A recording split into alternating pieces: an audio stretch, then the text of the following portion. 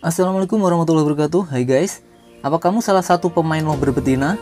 Atau kamu baru aja mulai pelihara lovebird dan kebetulan punya lovebird gacuan berjenis kelamin betina?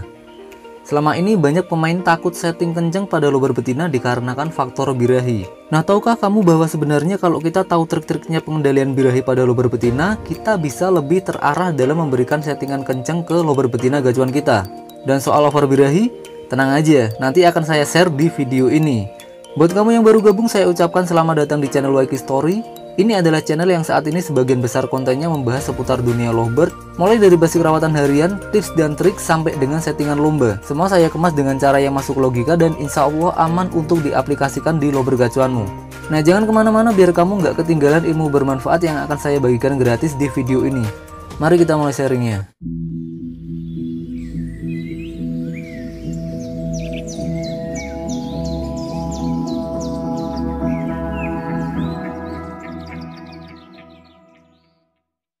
Yap, seperti yang kita tahu, meskipun sekarang lovebird nasional itu banyak didominasi oleh lovebird jantan, tapi kalau kita pantau di gantangan secara umum, masih banyak lovebird betina yang mendominasi di sana. Umumnya sih lovebird betina ini dalam masa setting single factor pada saat itu. Entah sebelumnya pernah diternak dulu atau emang masih belum pernah dijodohin. Sepanjang pengamatan saya sih terbanyak itu settingannya pada awalnya di soliter atau di kandang sendiri. Sampai dengan saat ini banyak yang sharing ke saya bahwa mereka takut jika lovebird betinanya itu over birahi. Ya memang nggak bisa dipungkiri, over birahi pada lovebird betina itu memang menjadi momok tersendiri buat para jokinya. Nah, yang akan saya share di sini adalah beberapa tips rawatan lovebird betina ya, yang akan membuka pola pikir kamu bahwa betina di setting kencang itu masih bisa berada di kondisi aman tanpa mencapai titik over birahi. Baik, kita mulai dari nol aja ya. Anggaplah kita baru aja dapat lovebird bahan di sini. Lovebird-nya di sini bakatnya itu udah terlihat tapi belum terasah. Tentu saja penilaian orang itu berbeda-beda ya, tapi di sini kita sepakati bersama dulu deh bahwa lovebird contoh kita ini tuh belum rajin ngekek karena minim perawatan dan belum over birahi juga ya, karena ini kita bahasnya kan dari nol. Kalau yang udah over birahi ya silahkan nanti dicek di kolom deskripsi, akan saya sertakan link beberapa video yang membahas tentang masalah over birahi pada lovebird. Baik, saya mulai triknya, bagaimana cara gacorin lovebird betina tanpa menyentuh titik over birahi parah sampai nanti dia itu ke titik gacornya. Biasanya ketika saya ada lovebird betina baru, yang saya lakukan adalah adaptasi pemilik dan lingkungan dulu. Nah, ini saya melakukannya di 1 minggu awal. Trik dalam masa adaptasi ini adalah jangan membuat lovebirdnya itu stres dengan kita. Caranya gimana? Cukup jangan taruh di keramaian dulu karena dia itu sedang beradaptasi dengan lingkungan baru. Lalu selanjutnya jangan dimandiin dulu selama seminggu, karena kalau kita nekat itu biasanya lovebird akan menandai kita sebagai ancaman. Dan yang terakhir, jangan dijemur terlalu lama karena efeknya sama seperti soal mandi tadi. Nah, di masa adaptasi ini kalian harus ingat bener-bener ya 3 poin itu. Jangan sampai gagal sebelum berperang karena prosesnya masih panjang. Oke, sekarang anggaplah sudah lewat seminggu pertama nih. Maka kita udah bisa mulai menerapkan pola rawatan sesuai dengan kemampuan dia. Nah, ini bermaksud biar dia itu nggak stres dulu di tahap awal pengenalan rawatan yang akan kita berikan. Dimulai dengan masa embun, silakan teman-teman semprot 2 kali dada dan 2 kali punggung. Ini cukup penting jika lovebird-mu balibu, apalagi di bawah usia 3 bulan, maka hal ini nggak perlu dilakukan. Kalau di atas 3 bulan itu opsional, mau dilakukan boleh, nggak juga nggak masalah. Sedangkan jika lovebird itu adalah lovebird dewasa, maka hal ini penting untuk dilakukan. Pengembunan untuk dewasa biasanya saya mulai di jam 5 pagi, dan untuk balibu paling pagi adalah jam setengah 6.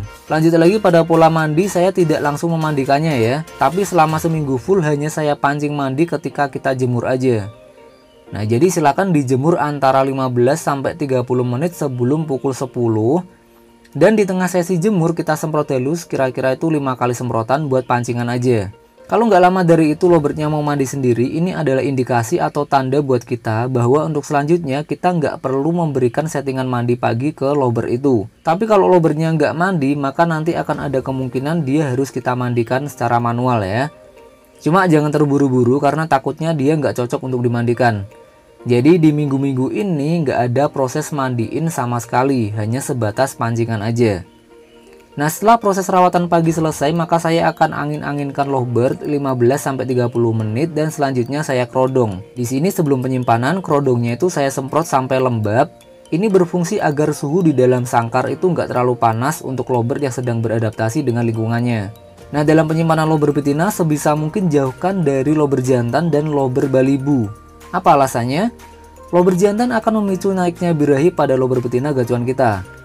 Terlebih jika si jantan banyak mengeluarkan suara pancingan kawin, itu bisa mengacaukan semuanya. Sedangkan pada lober balibu ada indikasi naikin emosi lober betina kita. Saya pernah riset kecil-kecilan, ada beberapa lober betina gacor yang saya tes ruangan dengan lober balibu. Jadi dalam satu ruangan saya riset berisi satu lober betina dewasa dan satu lober balibu. Jadi di sini ada perbedaan usia ya. Hasilnya adalah lober betina dewasa jadi macet bunyi dan banyak emosinya doang. Mungkin nanti hasilnya berbeda-beda. Saya nggak memaksakan kalian untuk percaya, tapi silahkan dicoba aja. Siapa tahu nanti hasilnya berbeda dengan lober gacuanku di rumah ya. Nah, untuk yang ditempel dengan lober jantan tuh agak susah untuk pulih kalau sebelumnya dia udah gacor. Sedangkan yang saya coba ditempel dengan lober balibu itu nggak butuh waktu lama untuk pulih. Biasanya di bawah 1 minggu dia udah mulai gacor lagi. Lober balibu juga bisa nularin kebiasaan ngeriwik ke lober dewasa ketika dalam mode setengah sadar alias tidur-tiduran. Oh ya, yang saya maksud ditempel di sini tuh nggak saling lihat ya, karena saya menerapkan settingan single fighter murni.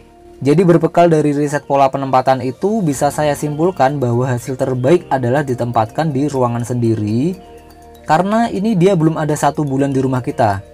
Dan terbaik kedua adalah seruangan dengan lovebird yang satu jenis kelamin dan usianya itu nggak terpaut jauh. Satu lagi, hindari seruangan dengan lovebird yang rajin kriwik. Oke, sekarang kita di minggu yang ketiga ya. Di minggu ketiga ini saya mulai menggunakan pakan kenceng untuk membantu proses cepatnya lovebird menuju titik gacor.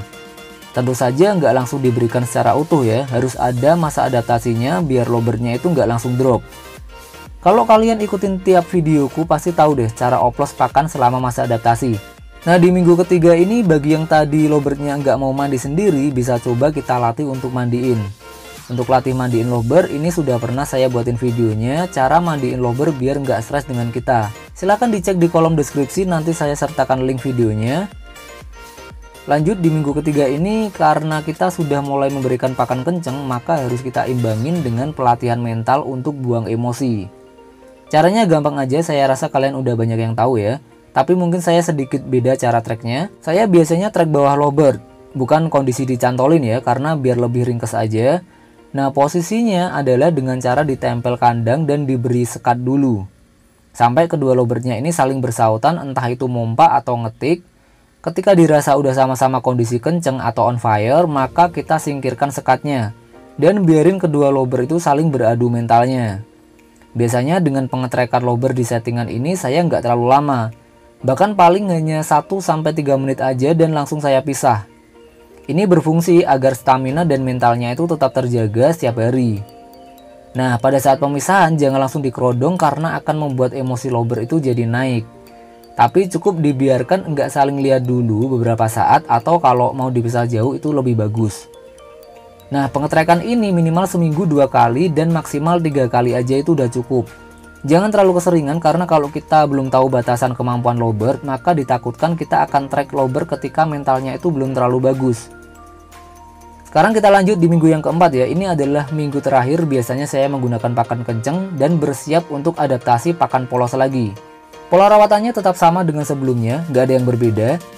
Nah, mungkin nanti ada yang tanya, apa setelah pakai pakan polos nanti nggak dipakan kenceng lagi? Tentu saja masih dikasih selama lovebird itu malas-malasan bunyi. Jadi untuk pakan ini saya rasa menyesuaikan kondisi lovebird pada saat itu. Kalau lovebird kalian itu kurang performanya tinggal dikencengin. Kalau udah kenceng selanjutnya diturunin secara bertahap. Jadi untuk lovebird betina jangan kalian menggunakan pakan kenceng secara terus-menerus dalam jangka waktu yang lama. Oh ya, jangan absen lama untuk masalah track lovebird ya, kalau kalian itu nggak mau berurusan dengan over birahi pada lovebird betina. Karena kunci pengendalian birahi betina adalah di pelepasan emosi hariannya. Ini penting banget saya ulang, karena kunci pengendalian birahi betina ada pada di pelepasan emosi hariannya. Oke, sekarang kita ke tips-tips ringan. Jika lovebird kalian doyan jagung, maka saya sarankan berikan jagung untuk hariannya. Ini sangat bagus untuk lovebird tetap fit setiap harinya. Untuk mandi malam itu hanya opsional, artinya kalau kalian punya waktu rutin, maka bagus di mandi malam. Tapi kalau sekiranya waktunya nggak bisa konsisten, maka lebih baik nggak usah sekalian, karena malah bikin lovebirdnya itu susah adaptasi. Semisal nih kalau kalian bisa mandiin tiap jam 8 malam ya silahkan dilakukan. Tapi buat yang kerjanya shift-shiftan yang kadang bisa mandiin malam kadang nggak bisa, maka saya lebih merekomendasikan nggak usah dimandiin malam sekalian. Nah, untuk lober baru itu biasanya sih rata-rata hanya memerlukan waktu 3 minggu untuk bikin dia gacor dan respon kekeannya itu cepat ketika melihat lober lain. Tentu saja saya sadari nantinya tiap orang akan berbeda-beda karena bahan yang kita pakai juga berbeda. Feeling kita dalam memilih bahan juga berbeda-beda pula meskipun beli dengan harga yang sama ya. Nah, cara yang saya gunakan ini jika kalian terapkan secara konsisten, insya Allah nggak akan ada kasus over birahi parah. Kalau hanya sekedar birahi aja sih wajar, karena itu juga kalau lobernya banyak ketemu lober jantan aja. Kalau nggak pernah ketemu lober jantan itu juga nggak akan over birahi. Jadi tenang aja. Nah, sampai di sini jika sekiranya video ini bermanfaat silahkan di like dan share sebanyak-banyaknya. Jika ada yang belum jelas silahkan ditanyakan di kolom komentar. Mari bantu saya mengembangkan channel ini menjadi lebih baik lagi dengan cara klik tombol subscribe-nya dan aktifkan ikon loncengnya.